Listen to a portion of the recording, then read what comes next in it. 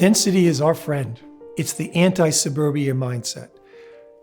Density with scale and close proximity to each other really fosters neighborliness and community. And I think that's readily apparent in the town of Edgartown.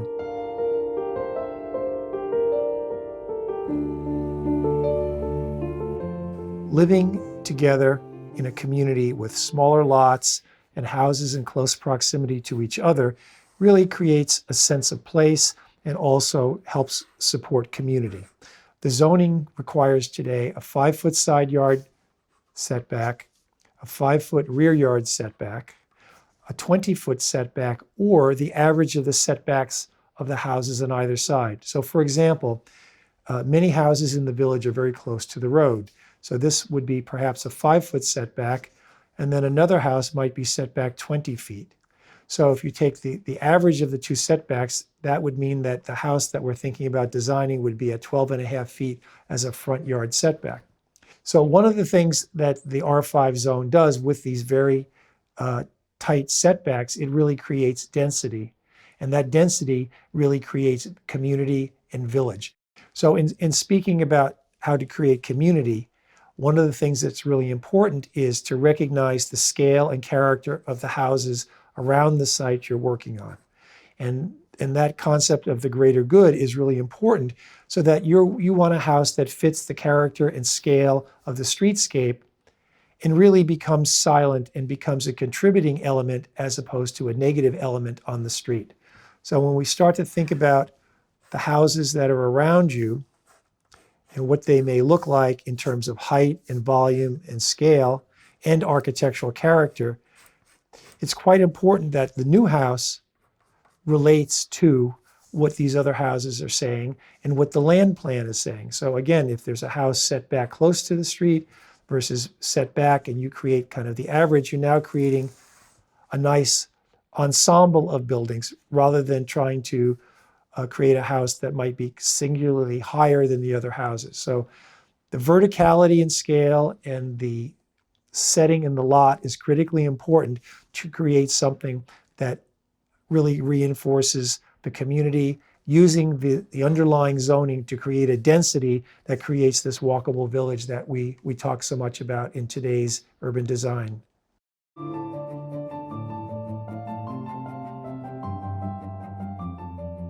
One of the things that the village does in Edgartown and that I support in the projects that I do is layering of information. In other words, from the street or the sidewalk, there's a 36-inch high white picket fence, and usually with landscaping directly behind it or rosa rugosa, and that the houses typically would have window boxes and shutters and maybe a special storm door or door knocker, things that the public realm can readily relate to, that also creates a richness with this layering of architectural information on the houses.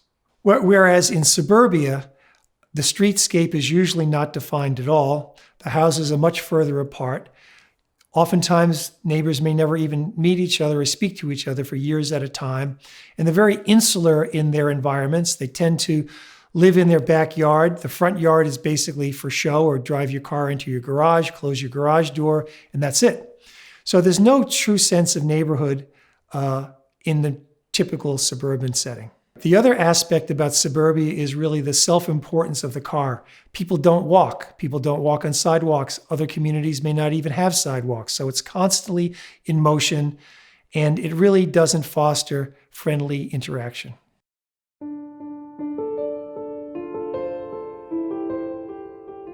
Another topic that's really important is to understand how to create an intimate outside space or a courtyard in a residential project.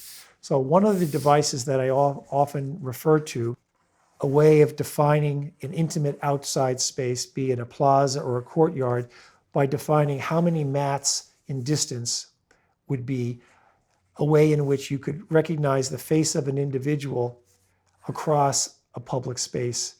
And that would define itself as an intimate outdoor space. And at the same time, what you build along an outside space in terms of structures and height really helps reinforce the intimacy of a space. So for example, if this was a big open football field and there's nothing around it, that space would seem very cold and uninviting. But if you take a place that is defined by things around it and buildings around it, at least on two sides, you start to frame the character and scale and the intimacy of an outside space.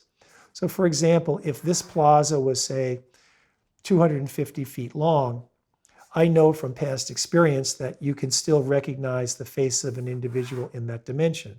And at the same time, it's critically important that the buildings that might surround this courtyard are of a certain scale and dimension to help frame that outside space. So for example, if these buildings were 3 or 4 stories tall and perhaps have some interesting roof forms, then you're starting to create an intimate space. And that within this intimate space, you can start to create a smaller scale elements that can be defined by paving patterns or an alley of trees that creates a mini park within the plaza. Perhaps there's a water feature or a fountain or an element that people then can focus on and gather around. And that these buildings then open out onto the plazas, not unlike some of the villages in Italy that some of you may have been to that are really important in terms of creating viable outdoor spaces for people to congregate.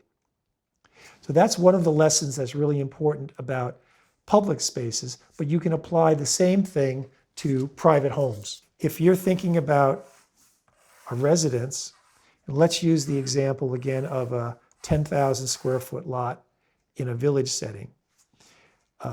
So what you may be thinking about is a primary house and then perhaps a freestanding barn or a carriage house, which might then open out onto a pool and then perhaps even a little cabana. So this ensemble of buildings starts to give you a roadmap into how you can create some intimacy in a space, starting with recognizing the perimeters, which then can be planted with perhaps arborvitaes of a certain height of maybe 8 to 12 feet to give you that same idea of the buildings on the side of a public space and have that frame your outdoor environment. And recognize that the primary house, which is facing the streetscape, opens up onto this private realm. So you may bring the car into the site to a point, but that this area, this courtyard, if you will, that would be green space, really becomes the opportunity to create a wonderful outdoor environment that people can enjoy, and that the house then opens out onto the courtyard. Perhaps a wing of the carriage house opens out onto a covered porch, which then overlooks the pool.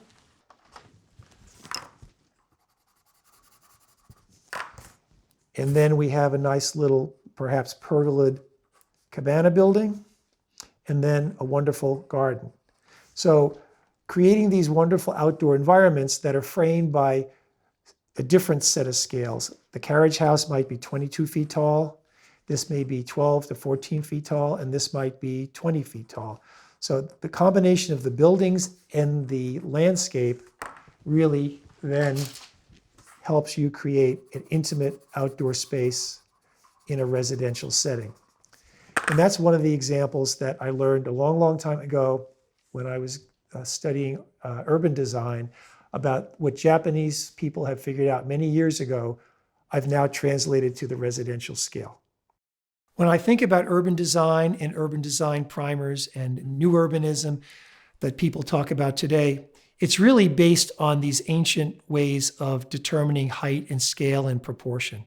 Density and zoning, if properly interpreted, can really lead to a much richer and much more satisfying ensemble of buildings that really celebrate what life is all about.